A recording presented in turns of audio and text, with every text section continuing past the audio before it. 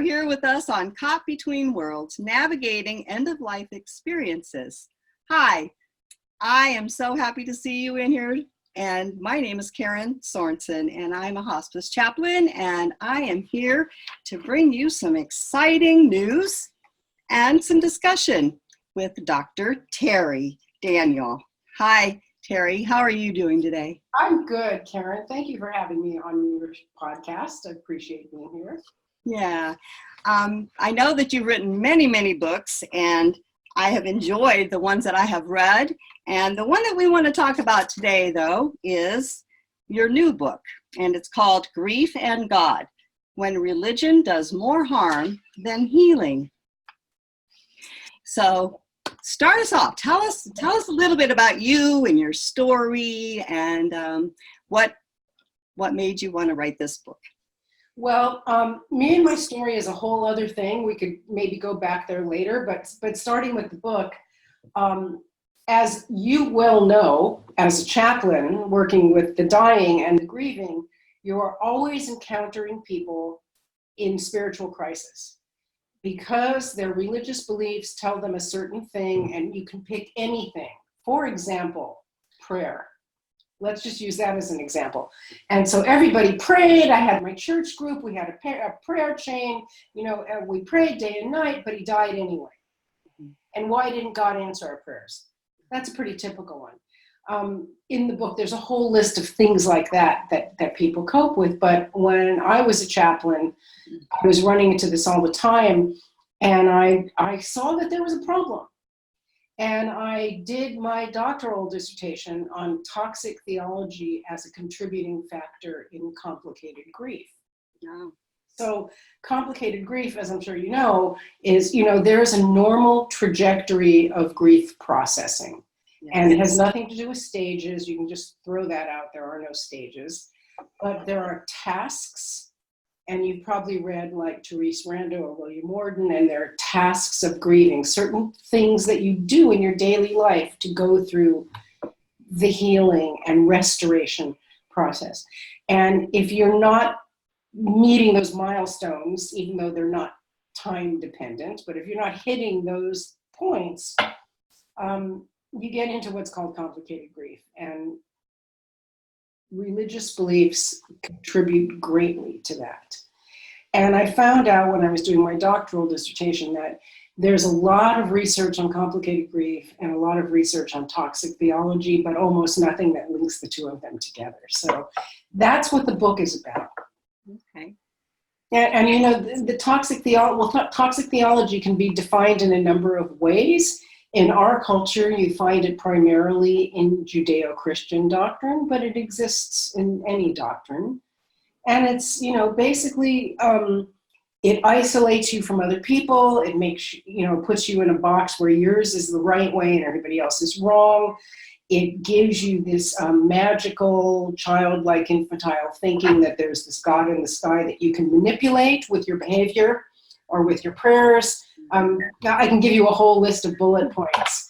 But when you're grieving, when your teenage son dies from suicide, or even a normal expected death like an elderly parent, many, many people still are locked in to this belief that God, whatever that is supposed to intervene and stop the death from happening. Yeah, I had an experience like that, actually. We had this woman, and she was very cachectic, and that means she was very, very thin, and she had been sick a long, long time. And the family, she had dementia and lots of other things happening to her. She was like in her late 90s, and she wasn't eating and hadn't eaten in over a month. And they couldn't figure out why she hadn't died yet, And so they sent me in there to do some exploratory, kind of questioning and find out maybe maybe there's some pain, maybe there's some spiritual pain going on, why this woman, is not passing away. And so I walked into the room, and the family was gathered around her bed, and she was not conscious. She was all contracted, and thin. And I stood at the end of the bed, and I heard this baby cry. And I looked to the daughter, and I said, "Is there a baby in the house?" And She said, no. I said, I hear a baby crying. I go, did the, did your mom like have a baby that maybe died or something like that? And the daughter told me that she had had a stillborn baby and when she was young and out of wedlock, and the Catholic priest would not baptize the baby for her. Well, we all took a deep breath, right? Deep breath. Oh, it makes me cry. And then I know, and then they told me that the patient had a baby doll that she used to carry around when she was living in the nursing home, in the dementia ward. And I said, well, where is that baby? Where's that little doll at? Let's find that doll. Well, they threw it away a long time ago. Mom's been like this for many years now, and she hasn't really wanted a baby like that. And I said, well, will you do me a favor and will you see if you can find that doll or go buy a doll that was like it or something, and I'll come back and let's see what we can do, through prayer or whatever.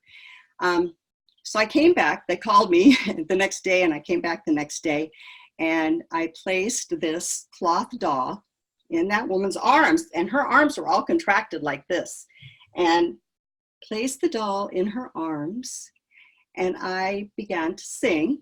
And then I baptized the baby, and I told the woman, that her baby was welcome in heaven as she was, and that love is all that matters, and that she is loved, and that child is loved. And sometimes, I just explained, sometimes we just don't take very good care of each other, in our spiritual faith path sometimes. Well, I left the family, we said prayers and everything. And the woman literally turned her head to me and acknowledged me after I did that. And she died that night. So she must have, first of all, that's an amazing story. Baptizing that doll, that is the coolest thing I ever heard. So her belief was probably that she wasn't going to see that baby in heaven. Mm-hmm. Probably. Right? She's going to heaven, but the baby's not. Who knows where the baby goes, right? Right. That's a whole other thing. That's exactly what I'm talking about, and how wonderful that you knew exactly what to do. I felt so honored, and of course, as hospice caregivers, spiritual caregivers, there are a lot of little, I don't know, I call them mysteries, miracles that happen. Once we, give ourselves to be a vehicle of love, Well, we have to first understand what spiritual pain is. And we learn that in our training as chaplains. But doctors and nurses and social workers, they have no training like that, and they know nothing about it. And they're the ones, not doctors, but nurses and social workers and volunteers, they're the ones at the bedside, way more than we are. And also family members and caregivers. And one of my pet peeves is that nobody is trained to understand what spiritual pain is, because most people in this culture have the theology they were taught when they were 5 years old, and they never move past that. And I want to talk a little bit about that, but addressing your story, the way I got into this work was my son died when he was 16. He had a rare metabolic disorder. He was severely disabled for the second half of his life. And when he died, and he was at home on his bed, and one of my neighbors, who was a missionary, came over to my house with this African woman who was living with her, because they used to go to Africa and evangelize the Africans. And she had brought this woman home with her. And she brought this African woman to my house. And the African woman sang the most beautiful song I ever heard over my son in this beautiful African language, and just sang this song. And I loved it so much. And I said, would you sing it again? Because it's so beautiful. And she sang it again. And only then did I ask her what it meant. And she said, it was a song to ask God to please allow him into heaven. And at that point, I just wanted to smack her in the face. It's like, really? You're looking at a 16-year-old child dead who had this horrible disease and was severely disabled, and you have to ask God to allow him into heaven? What kind of theology is this? But I didn't get into it with her then. But, I think that might have been my first hint that there was something really wrong with this kind of thinking. Yeah, well, as chaplains in the hospice field, it's never, ever, ever okay for us to impose our beliefs onto others. It's all about you. It's all about those we're serving. And the fun part, I think, for a hospice chaplain is we have a short period of time to get very authentic and intimate quickly, right? Very short period of time. You don't know how long you have with these folks and these families, and you want to just bring as much peace and love and hope as you can. And you can't change their theology ever, much less in this crisis. And so an interesting technique that I talk about a lot in my workshops is, so let's say you have someone like that. So in my book, I talk about one patient I had in the hospital, a man in his 70s, diagnosed with a life-threatening illness, who called for a chaplain. And I got there and he said, "Where do you think Muslims go when they die?" And I said, "I really don't know where anybody goes when they die, but it doesn't matter what I think, it matters what you think. So why are you asking me this question?" And my temptation was to tell him what I think. Everyone goes to the same place, it's all love, there's no hell. I can't do that, right? And I said, "Why are you asking me this?" And he said, "Well, I've been a sinner all my life, and I'm dying now, and I'm afraid I'm going to go to hell where the Muslims are." That's what he believed. And he was afraid, and I said, "Well, are only Muslims in hell?" He goes, "No, the Buddhists are there, the atheists are there, the Jews are there, everybody's there. I don't want to go there." What do you do with somebody like that? I use that exercise in my workshops, and I say to my students, what do you do? Let's break into small groups now and pretend you're talking to that guy, and let's do a psychodrama and see what you're going to do with that. What would you do? Oh, well, I would certainly I need to hear his whole story. So I would just start asking questions about his life, and finding out where he got all of that, and what his background was, and just sit with him and let me hear some of that anxiety that he's got going on in his head, and just develop it from there. I've got to become his friend, right? I've got to become his friend first. I mean, I don't know, you maybe not, because maybe you have 20 minutes with him. But I will at least smile, and I will be a presence of love and sacredness, and hold space for him as he's delving into his life review, right? Yeah. His grieving, whatever it is. But nothing ever happens like instantaneously. I mean, usually we have to think about things, and there's actually a quick solution to that problem. Okay, tell us. Which is, and because I've had so many people who say the same thing: I'm a sinner and I think I'm going to hell, but I'm a Christian. By the way, he also said that, I'm a saved Christian. I'm a repentant sinner. So what I've learned to do is to turn the responsibility for their faith onto them and say, okay, so tell me about your faith. What does your faith tell you about your death? And then they'll start reciting the doctrine, right? I'm saved, I accepted Jesus, so I'm forgiven. And they'll tell me all this. And I'll say, so if that is true for you, why are you worried about this? Mm-hmm. Because according to what you just told me, you are going to heaven. Mm-hmm. And then they're like, oh shit, you're right. Wow, that doesn't really fit. And then they have to start thinking, and then they're questioning their own theology, which is not what I really want them to do, but I want them to own up to the fact that they have a belief system and they're going to stick to it, I guess, So if you really believe this, then you have nothing to worry about. Don't worry about the Muslims and the Jews and the atheists. Yeah. You got an e-ticket to heaven according to your thing. Mm-hmm. But they may not, but so much of the time, I run into folks that have a lot of their faith in their head, but it's never dropped down to their heart. Most people. Yeah.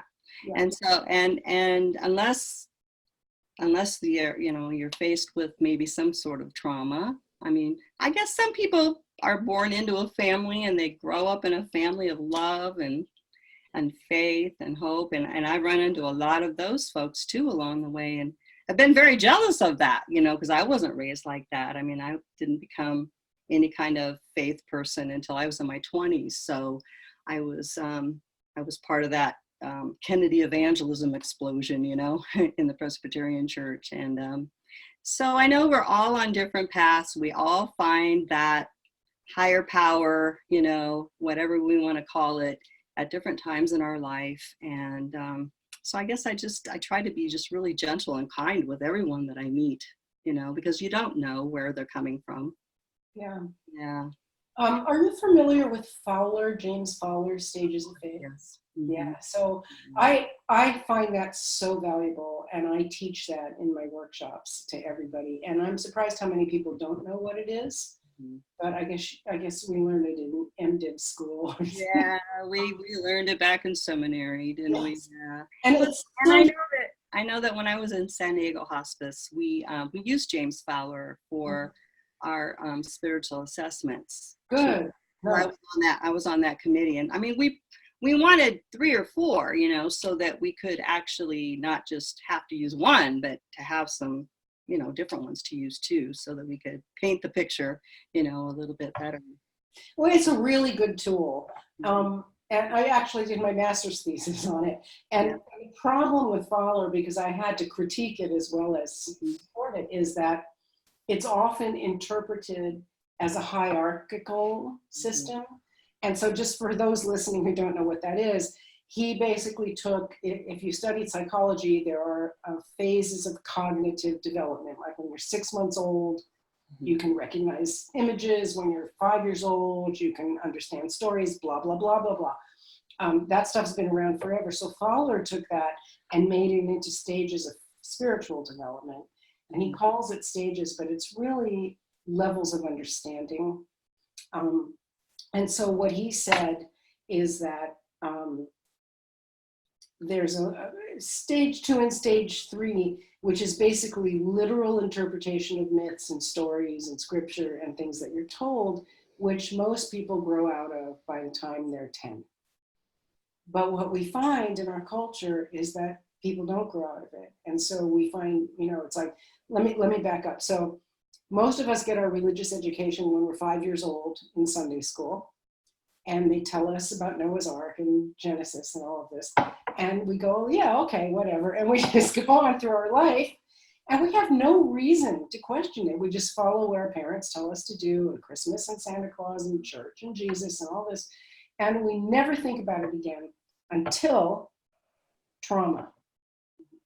And trauma makes you go, whoa, wait a minute. I believed in this God, I said the prayers, I did the thing, and my child died anyway. Or I got in a car crash and now I'm a quadriplegic. And so now people are 45, 55, and they're just beginning to question this theology. So that's a really big piece of the spiritual angst that people have, is that they're not given the tools or the opportunity for critical thinking about theology. Well, and I think, faith and politics we're not supposed to talk about, right? I mean, that's that's taboo unless you want to argue. I mean, but I mean, I think we learned in seminary it's kind of fun too, to it is to flush out all those different. Well, because you and I went to the same seminary, so we were taught historical critical analysis, but for people who go to Bible college, they're not encouraged to do that. Yeah. Everything's taken literally. There's no thinking involved. Yeah. I came from both, which I mean, I chose that. I mean, I came out of the Missouri Synod Lutheran Church, so I learned my Bible. I memorized it. I mean, wow. If any of you are familiar with the Missouri Synod, we know our Bible.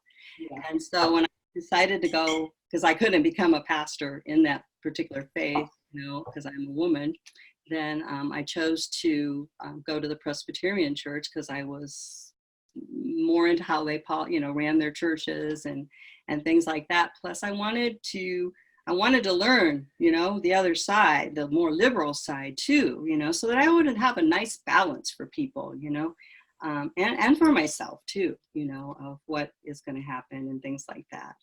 Yeah.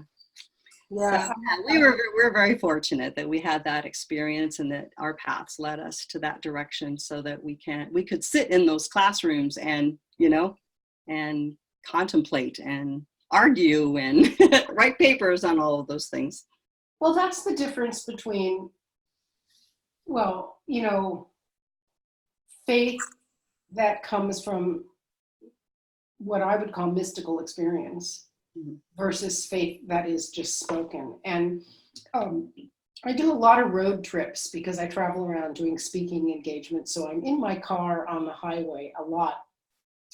And sometimes there's very little radio signal except for the local Christian station, which always has the strongest signal of any radio station on the dial. So I listen to a lot of Christian radio. And I was listening to one station and they said, faith is in hearing. Faith is in the hearing. I don't know the exact words. And this guy just kept saying this over and over again. And so when I got to my hotel, I looked it up, and this is a theory of some of the, evangelical people, that faith comes just from me telling you, from you hearing the story of Jesus or whatever it is. The Holy Spirit, that's the Holy Spirit's job. Well, yeah, but what's the Holy Spirit? No, I know. Right? Yeah. But it's but you're hearing it from people witnessing, right? Yeah. And so to teach people that faith just comes from hearing is to say, don't think about it, just believe whatever your pastor tells you, or the Jehovah's Witness knocking on your door, or whoever it is. And it's dangerous. It's dangerous to the human psyche to teach people to understand faith that way. Because in my universe, faith is from mystical experience. It's from personal revelation, or whatever language you want to use. Faith is when you sense something and you feel it and you see it and know it. And for many people, it is Jesus. Jesus does come that way. For many people, it's not. And for most people, it's nothing. It's just blind faith. For many traditions, even works doesn't count. Mm-hmm. Right? You know a lot more about this than I do. Well, I still remember my doctrine in the Lutheran Church. So I know that there's sanctification and justification, and there's all these big words, of how to live your life and knowing that. But it all still boils down to love. So I don't know why any church or any faith path has anything against each other, because kindness, faithfulness, love, peace, hope, reaching out to your neighbor, making that casserole, and taking it over there after they've lost a loved one or what, it's just innate in us as humans to want to be there for others. And that, if we would all just boil down our religion to love and to reaching out and caring for one another, I think that's how we as hospice people, how we are always coming into a home, because we all have our own faith paths, right? But when we go into someone else's home, we are very respectful of what home we are in, and what faith we may be amongst, So why don't we as humanity boil it all down to love? I don't know. What happened there? We all want to compete with each other for some reason right now. And we have so much fear going on in the world. Well, I think it's because of the organization, the organizing of the early church. Yeah. It's basically like, no, forget this love stuff. We want to make sure that people get in line with the politics and the agenda and all this. And we've lost all that so much, And so I was raised in a Jewish family. Mm-hmm. They were not religious at all. It was like once a year, we had a Hanukkah party for the kids. We got 8 presents, one for each night. We had Passover with the family. I went to temple a couple times when I was a kid, probably for a bar mitzvah. I think they took me once or twice on the high holidays when I was like 8. It was horrible. And and my family, my parents are still alive. Well, my mom just died. My sister kind of pretends to be Jewish and religious. So now that I have had 10 years of theology education, and I try to talk to them about what I know about, how the Bible was written and, the history and the political setting and all the stuff, the exegesis stuff. They don't want to hear any of it. They're like, yeah, we just like Passover, Hanukkah's fun for the kids. Anyway, so I never had any real religious indoctrination. And so I didn't start college till I was 56. I started my bachelor's degree at 56. So I went into seminary at 63 or 64. And I used to ask my seminary classmates, please tell me the difference between the denominations, because they were very identified with their denominations. I'm a Lutheran, I'm a Presbyterian, I'm a Methodist. I had no idea what that meant. Mm-hmm. And I would ask them to explain it to me, and they couldn't. And sometimes they'd say, well, it's about the way the church administration is organized. Yeah, yeah. Or it's faith versus work, or it's predestination. I mean, it was such stupid stuff that divided them. I never. Or it's who they follow, right? It's who they follow. It's John Calvin, or. So it's divided by like who's the main. Yeah, the father of it, or whatever. Yeah, the father of it. Yeah, it's father of it. It's interesting. Yeah, it is, or a mother of it. I mean, in a lot of cases. Well, so Lutherans follow Martin Luther, but so does every Protestant. No. Well, I'm not going to get into a history lesson. I can tell you that everybody kind of started out Catholic, right? And then when they came over here to America, well, the Lutherans, they tell the story, okay, that some denominations, just picked and chose what they wanted to keep out of the Lutheran drawer or out of the Catholic drawer, right? But the Lutherans dumped the drawer out and then put things back in. So that's a good way. There's little metaphors that go on like that. But I want you to tell us too. Now you put on kind of a conference, right? A spiritual conference every year. Tell us about that, because it's called the Afterlife Conference, and you can find it at afterlifeconference.com. And we're now entering our 10th year. And the reason I started this conference 10 years ago is because my son had recently died 3 years before that. And I was getting messages from him. And so were a lot of other people that I knew. I was reading books by other parents whose children had died who were getting messages and dreams and symbols. And I thought this was amazing. And I wanted to share this with other bereaved parents. And there's a group called the Compassionate Friends, which is a international group for bereaved parents. And they were having a conference in Portland, where I lived at the time. So I sent them a pitch to speak at their conference. And they came back to me and said, absolutely not.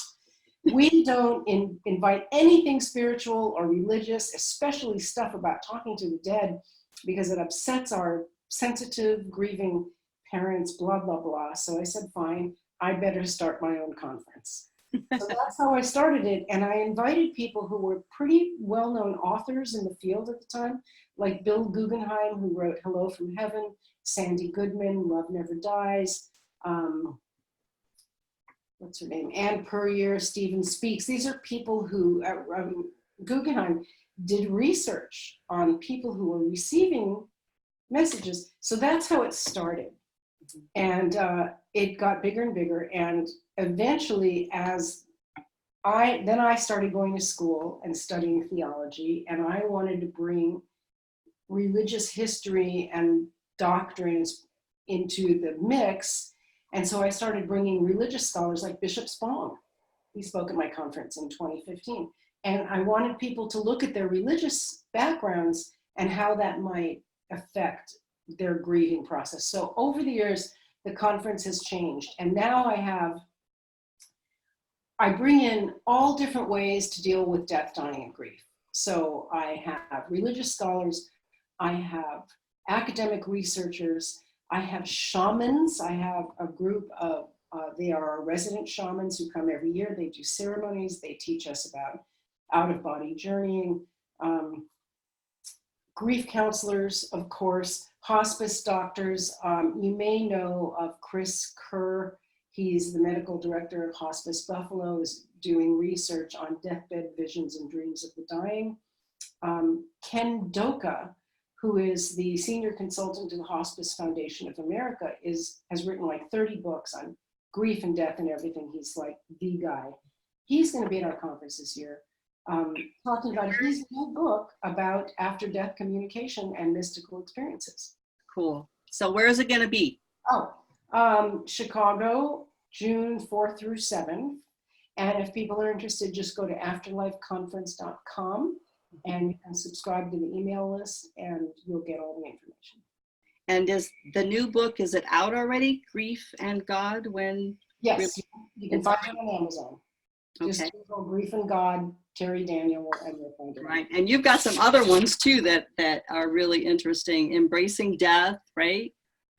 And Swan in Heaven. I think I'm going to read that. Was my first one in this genre, and that was written right after my son died.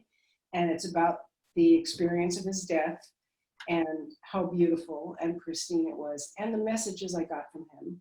Mm-hmm. And Embracing Death, when I wrote that one, I was now a hospice volunteer and chaplaincy student, so it got a little bit more clinical on that one. And the one after that is called Turning the Corner on Grief Street.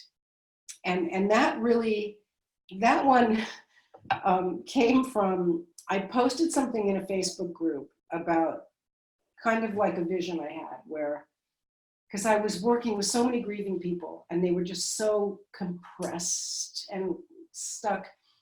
And I had this little analogy of like, well, you know, it's like being on a street and you can look up at the top, you could take an elevator to the top of the skyscraper and look at the view from up there.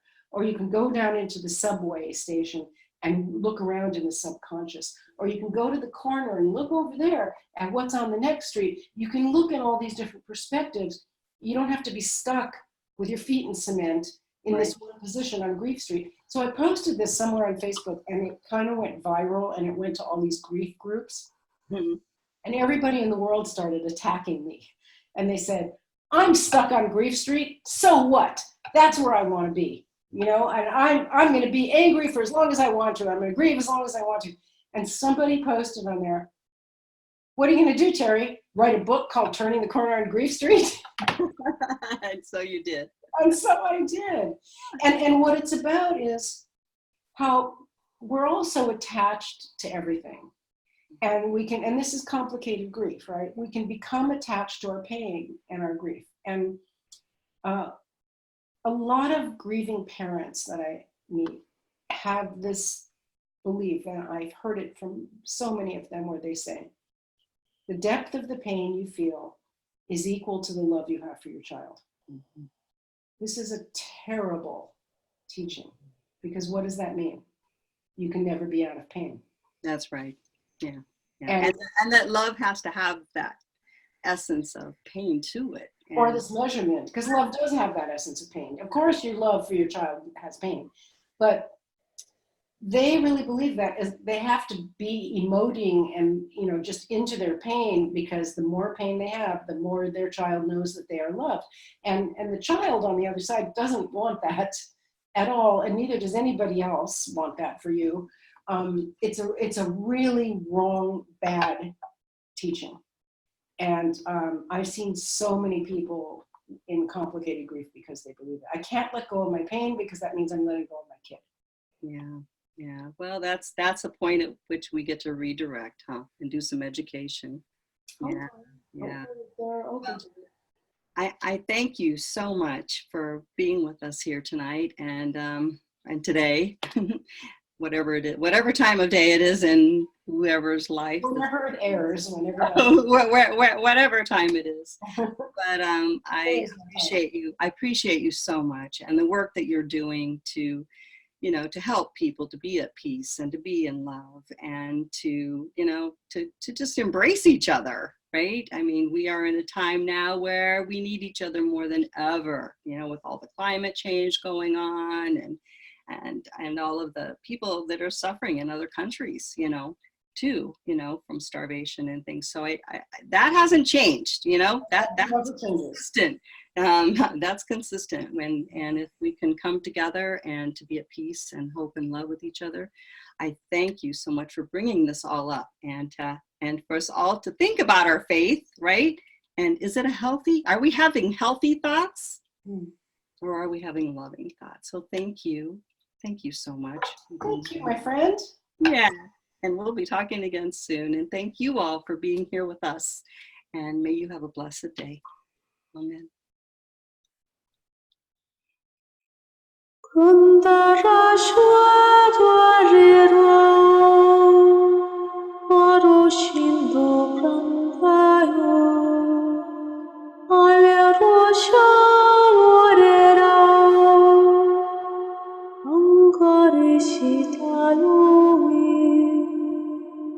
Rasandalo Yarushu